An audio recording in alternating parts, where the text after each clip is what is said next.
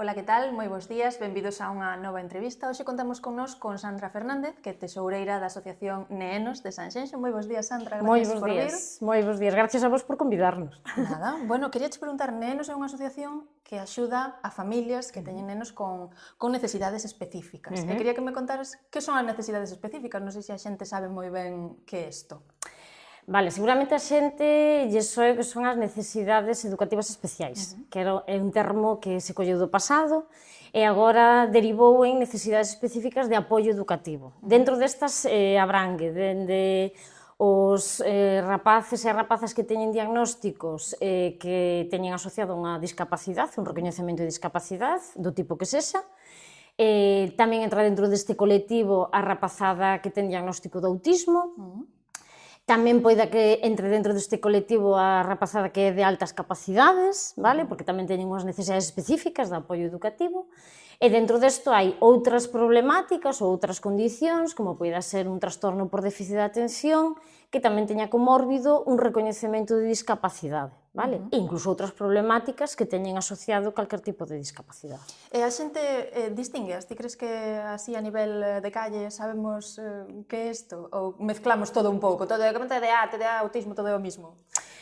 A xente identifica como tal unha problemática con rasgos xerais. Agora, a nivel de saber explicarse, a nivel máis, digamos, profesional, lóxicamente non. Hai que explicarlle moitas cuestións. De feito, a día de hoxe estamos intentando quitar da nomenclatura o que fagan referencia aos Asperger, que é unha nomenclatura que está moi asentada, porque agora a nomenclatura correcta, por exemplo, dándoche o exemplo do autismo, é diferenciar autismo de grado 1, autismo de grado 2, autismo de grado 3. Pero, bueno, en xeral, sí, a xente suele identificar cando hai un colectivo con necesidades, e no caso dos nenos suelen ser moi sensibles ese aspecto. E non siga habendo falsas concepcións sobre o autismo? Digo, por exemplo, pensar, o neno ten autismo, non fala, ou dánselle moi ben, eu que sei, pintar, bueno, así, este tipo de cousas, de xeralidades, non? Sí, eso sempre existe. Non podemos tampouco pedirlle á población que saiba aspectos que sabemos os profesionais que traballamos tanto porque na nosa profesión nos formamos para eso como nas asociacións que lóxicamente xa temos unha tendencia a preocuparnos por saber do tema, non? Si, a población claro que ten certas limitacións a hora de acceder a un coñecemento claro, non? De feito dicen, bueno, pois os rapaces con autismo, as rapaces con autismo non queren socializar, non? Ou non socializan. Pois depende. Hai que coñecer cada caso, dentro do que é o autismo non podemos olvidarnos de que a persoa sí, vale, ten un diagnóstico de autismo, pero ten unha personalidade, ten un carácter, ten unhas preferencias. Entón, claro, a ver, en termos xerais, sí que é normal levarse por ese descoñecemento, pero, bueno, unha vez que se lles aclara, mediante a concienciación que facemos desde as asociacións, sí que cada vez máis hai máis conciencia de que unha persona autista pode ser unha persona que traballe entre nós, por exemplo. Totalmente. E desde a asociación, que labor facedes? Como axudades a estas familias? En que lles axudades, vamos? A ver, nos enfocamos a nosa axuda como a, digamos, a tres colectivos. Primeiro, a rapazada directamente, rapazada ou xente adulta, que ten chegado a nós xente adulta, que non sabe con quen falar, que teñen a sospeita de que algo non funciona ben na súa vida, e nos piden un pouco de orientación porque teñen a necesidade de saber e isto que a mí me pasa e me leva pasando toda a vida, por que? Entón intentamos encauzarlles a que despois consigan un diagnóstico, non? A rapazada intentamos tamén axudarlle no apoio nas actividades, por exemplo, a nivel de rendemento intelectual, académico, non? Porque hai rapazada que nun ambiente como o noso se sinte moito máis relaxada, moito máis, para eles un ambiente máis agradable, non? E veñen a nós e os atendemos, non? Directamente dándolle pautas, dándolle trucos para o estudio, incluso desafogando por situacións que lle ocurren que lles provocan un malestar. As familias, que é outro colectivo que axudámoslle no sentido de teñen dúbidas acerca de o propio diagnóstico do seu neno, da súa nena, que opcións teñen, que opcións lle dá a sociedade para poderlles axudar, xa ben sexa cunha beca, xa ben sexa con terapias ou actividades concretas. E mesmo hai familias que simplemente veñen a nós pois por unha cuestión de búsqueda de un apoio, de desafogo ou incluso cando veñen de estranxeiro, que tamén axudamos ao colectivo que ven de outro país, a enseñarles como funciona a nosa sociedade, o noso sistema, non? Porque veñen un pouco perdidos. E depois atendemos a sociedade no seu conxunto, é dicir, non nos quedamos na atención individual e un pouco o núcleo familiar, sino que cando a sociedade, bueno, pues, sí que solicita, e como podemos axudar a que isto se revirta, ou como podemos axudar a sentir que aportamos algo, non? Pois temos o exemplo das PEMES no Concello de Sanxenxo, pero ahora que se ten ampliado a nosa actuación o Grove, a Meaño, incluso a Pollo, perdona, esas empresas, esas pequenas empresas que suelen ser autónomos da nosa contorna, sí que nos piden, queremos colaborar, non? E de aí temos a campaña na que implicamos o comercio local para que mostren a súa cara amable, poñendo, cando facemos a campaña de autismo e de outras condicións, que poñan nas súas ventás ou na porta que estes locais son sensibles á problemática que teñen as familias en diferentes condicións, non? En este sentido das campañas que facedes co comercio, que novidades hai? Pois mira, a novidade que temos este ano, que sempre son ideas que nos chegan do pequeno comercio, do comercio local, nos propuxeron nun deles, oye, por que non poñedes unhas huchas solidarias, non? E a verdade é que, bueno, pois a acollida superou as nosas expectativas, que tuvemos que volver a facer outra campaña de huchas. E todo isto, como unha parte aclaratoria, é que nos non compramos, non mercamos material. Nos o que facemos é aproveitar o material que xa temos ao alcance e damoslle como unha segunda vida. É dicir, as huchas nos facémola dos botes do polvo do leite dos bebés que solicitamos ás familias mediante as redes sociais. De feito, hai unha campaña que nos dixeron que era moi simpática, que é a de dame un bote, que está en redes funcionando de vez en cando e nos chegan bolsas que se nota que as familias nos teñen en mente dos polvos do leite e demais, e nos los traen a propósito local da asociación. Entón, nos despois facemos deso as huchas, non? Esta é a parte un pouco así máis... Así que a xente está volcada cas iniciativas. Sí, eu penso que a xente cando ve que despois ten resultado, porque o importante que eu lle aclaro moitas veces á xente, o importante non é solamente que colaboredes, o importante é que nos coñezades, vinde ali, de verdade, ver e preguntar á xente que lle temos axudado para que verdadeiramente haxa, como digo eu, unha idea de que en realidad revirten algo, non que nos quedemos na simple sensibilización e despois que, digamos, a sociedade non nos rinda contas. Nos queremos que a sociedade nos rinda contas, é dicir, verdadeiramente o vosso programa de becas, por exemplo, que temos un programa de becas, repercute de verdade. Entón, dicimos, claro que repercute. Temos nenos becados que, gracias a nós, teñen uns cantos meses nos que poden ir a terapias pagado pola asociación, e iso é grazas á contribución da sociedade que nos permite recabar os cartos, recabalos. Como é este programa de becas, entón? Contame. Mira, o programa de becas iniciouse moi ao principio do nacemento da asociación. E a idea é a seguinte, hai unha convocatoria de becas do Ministerio para cubrir as necesidades deste colectivo, non? O colectivo de necesidades específicas de apoio educativo. Cada ano é certo que intentan cubrir a colectivos que teñen moita necesidade. Vai cambiando un poquinho os requisitos. Que acontece? Que van cambiando. Entonces, hai anos nos que o alumnado TDAH recibiu axudas, pero xa a raíz de que era máis necesario cubrir a demanda de alumnado autista, os TDAHs quedaron sin becas. Entón, un TDAH que sí que teña asociado unha discapacidade dun porcentaxe recoñecido nesta convocatoria de becas, segue recibindo a beca, pero hai un colectivo TDAH que xa non a recibe. Entón, nós que facemos? Nós intentamos, cando saia a resolución de becas, que as familias teñan claro que se a beca do Ministerio non lle cubre as terapias, pero se poñen en contacto con nós e nos evaluamos a necesidade que hai entre as demandas que nos trae as familias, nos vamos a intentar cubrir a maioría dos casos. Se non a damos coberto, o que facemos é no plazo no que se pode facer a reclamación ao Ministerio, aí estamos nos axudándolle a presentar unha reclamación. E hai moitas veces que chegaron ao bo término, que esa familia que nun principio lle veu denegada, gracias á reclamación que axudamos a asesorar as familias, esas becas saliron resoltas positivamente.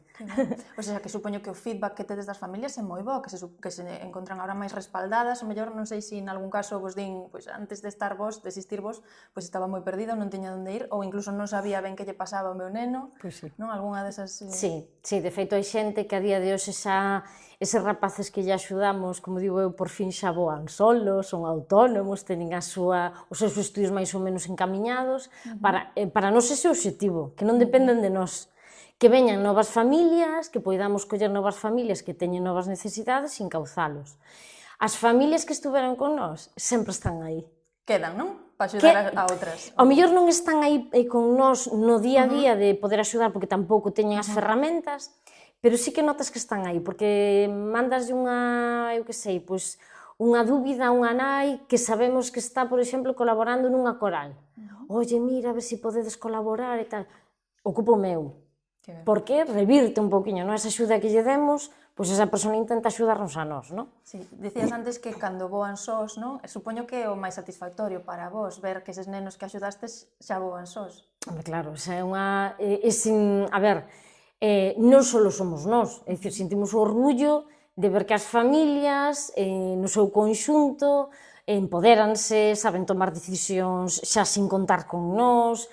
Hai casos que son moi chamativos, de xente que veu moi perdida e agora xa notas que, bueno, que xa van pola administración, xa saben manexar elas solas e demais. Claro, para nós é unha alegría e para eles ten que ser o maior orgullo, lógicamente, alcanzar esa autonomía. Claro. E quería che preguntar tamén polas trabas que poden atopar estes nenos no colexio, nas escolas. Topan máis trabas, ao mellor, co profesorado, se hai profesorado cada vez máis concienciado con estas necesidades, ou cos propios compañeiros que non teñen estas dificultades, ou incluso cos pais destes compañeiros, non? Que non acaban de entender ben.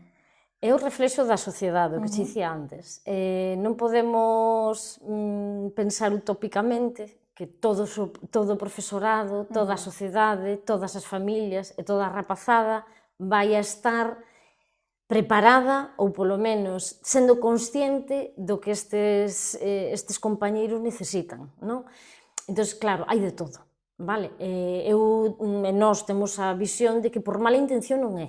É máis ben por falta de coñecemento, por falta de xestión dunha resposta adecuada, ou por simplemente nunca tuveron un contacto directo con este colectivo. Entonces, é moi complicado poñerse nos pés deste colectivo e destas familias se ao mellor non te acercaches antes a esta problemática. É moi complicado, porque incluso a nós, cando chegamos a colaborar neste aspecto coa asociación e a facer parte dela, pois antes tampouco sabíamos. Claro. É unha aprendizaxe continua. Entonces, que sí que hai ese descoñecemento, sí, lóxicamente hai no. Que sexa por simplemente falta de manexo, de contacto, ou de ter experiencia xunto co colectivo. E dos profesionais nas escolas, hai suficientes profesionais que atendan as necesidades específicas? Eu que sei, se necesitan un logopeda ou algo específico, hai suficientes? Volvemos outra vez á utopía, Claro, volvemos á utopía. Nos en isto somos moi conscientes do esforzo que estamos facendo como sociedade, porque non hai que olvidar que se temos profesorado de apoio para estes nenos é polo apoio de toda a cidadanía. O sea, cos nosos impostos págase, nos colexios públicos e concertados, págase para que haxa unha atención a este colectivo. Lóxicamente, hai moitas problemáticas as que atender. Somos conscientes de que a todo non se pode. Que se podería un pouquinho máis, sí, e cada ano faise mellor. Cada ano hai máis atención, cada ano tamén vemos que o colectivo vai en aumento porque se fan mellores diagnósticos.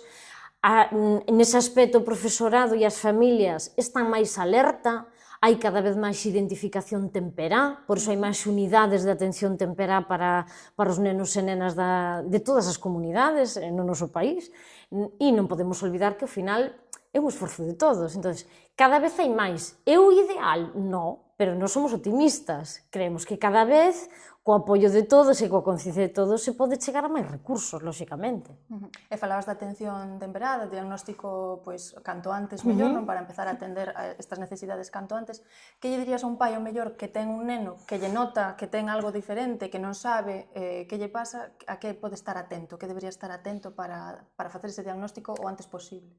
Eu confío en que o máis, digamos, o máis prudente é acudir sempre ao pediatra. O pediatra que teña de referencia, o médico que teña de referencia, porque a ciencia médica, lóxicamente, xa ten marcado uns hitos de desenvolvemento nos nenos que se teñen que ir acabando a unha determinada etapa do crecemento, non? Cando eses hitos non se van acabando, sí que é certo que te tes que poñer un pouco en alerta, pero tampouco é cuestión de empezar a perder o norte, empezar a buscar en internet o que non hai e demais. Sí que é certo que se non tes ese vínculo de confianza co pediatra, coa persona que está atendendo o teu fillo, máis recomendable acude a outro profesional para que poida ver o caso do teu fillo. Pero de boas a primeiras confiamos en que pediatría a día de hoxe están preparados tamén nestas temáticas como o resto dos profesionais, para eso están os calendarios de desenvolvemento, de psicoloxía e de desenvolvemento normal dos nenos e das nenas, pero, bueno, en todo caso, se aínda esa familia lle queda a dúbida de que algo está pasando, pois que acuda, sen perder os nervios, a asociacións como a nós, a gabinetes que hai que, bueno, pois que teñen as figuras de psicoloxía clínica, de logopedia, de terapia ocupacional, porque hai veces no que tamén os pediatras son humanos e confúndense, non? E, bueno, hai que ter en conta que un marxe de error sempre vai haber, non? E que, bueno, que se pode escapar algún caso, non? E como contactan, por exemplo, con vos? Si queres dar algunha vía de contacto? Pois mira, nos a día de hoxe estamos no mismo local que conseguimos daquela cando foi gracias a un proxecto que se presentou a Fundación La Caixa, gracias a ese proxecto temos o local que temos agora acondicionado, que está na Rúa Coruña, no número 13, en Portonovo, o sea, de zona de referencia, nos sempre damos o ambulatorio de saúde dali de Baltar, ou tamén o restaurante Dionisio, que son tamén grandes amigos da asociación, non? É unha calle paralela. Ali estamos nun local que nun baixo, que antes era un supermercado, presencialmente, a xente que ahora mesmo estamos na directiva ou voluntariado, pola semana traballamos, entón ahora mesmo temos atención os sábados, vale? Os sábados desde a mañá cedo, solemos estar hasta a noite, a veces estamos hasta as 11 da noite, que pobres veciños que a veces lle baixamos a reixa, pero bueno, temos que estar porque é un momento no que podemos facer. En redes estamos tanto en Facebook, como en Instagram, como incluso en LinkedIn, que para nos, bueno, pues era importante estar en LinkedIn como referencia, porque tamén consideramos que unha das partes importantes é concienciar o ámbito empresarial, non? A contorna empresarial, por iso eliximos estar en LinkedIn. E tamén poden contactar con nós a través do teléfono. O noso teléfono 681 65 62 65. Pola semana a veces está un pouco desatendido por esa casualidade que todas estamos traballando, as persoas que estamos atendendo a asociación de forma voluntaria, pero, bueno, sempre pola semana a última hora intentamos mirar o WhatsApp, intentamos devolver a chamada, incluso o fin de semana, vale? Ainda que sea un domingo, pois a veces tamén estamos aí co teléfono e non pasa nada, que para iso é a nosa intención de estar voluntariamente de cara á sociedade. Xa para terminar, quería preguntarche, como asociación, cal sería o voso soño? Que vos gustaría acadar? Bueno, soño, dicir un é complicado. Dime varios. Dicir un é complicado, entonces, varios, sí. A ver, varios, gustaríanos moito poder ampliar moito máis a nosa convocatoria de becas, para nós sería un soño. O ano que máis puidemos axudar foi precisamente na convocatoria deste ano non, foi na anterior. Tivemos becados a 4 rapaces, foi o máximo que puidemos facer na nosa historia como asociación, pero ojalá puidéramos ter unha convocatoria máis ampla, non? E como soño sería poder ir abrindo algunha outra sede que non fora solamente en Sanxenxo, e de feito, bueno, xa hai por aí certos pasiños dados para poder abrir unha nova localización en outro concello, porque a nosa actuación é a nivel provincial de Pontevedra. Entonces, bueno, gracias tamén aos feedback que nos dá a sociedade, non? Pois a idea sería intentar tocar o Grove. O Grove está nos dando moitas alegrías a nivel de colaboración, e tamén poder tocar Poio, poder tocar o Concello de Poio, que tamén nos está dando moitas alegrías a nivel de colaboración. Moi ben, así que seguides crecendo, estades xa... Ese é o soño, pero nós en eso somos moi prudentes. Se non podemos dar un paso certo, preferimos non morrer de éxito e quedarnos no que estamos, que é mellor pisar seguro. Porque, ademais, para unha asociación sin ánimo de lucro, dar un paso así é un compromiso. de existencia. Bueno, pois Sandra, moitísimas gracias por vir hoxe. Gracias a vos. Moitísima sorte que sigades tendo éxitos e axudando moitísimo. Moitísimas gracias. Gracias a vos. E gracias a vostedes tamén por estar aí. Vémonos na próxima entrevista.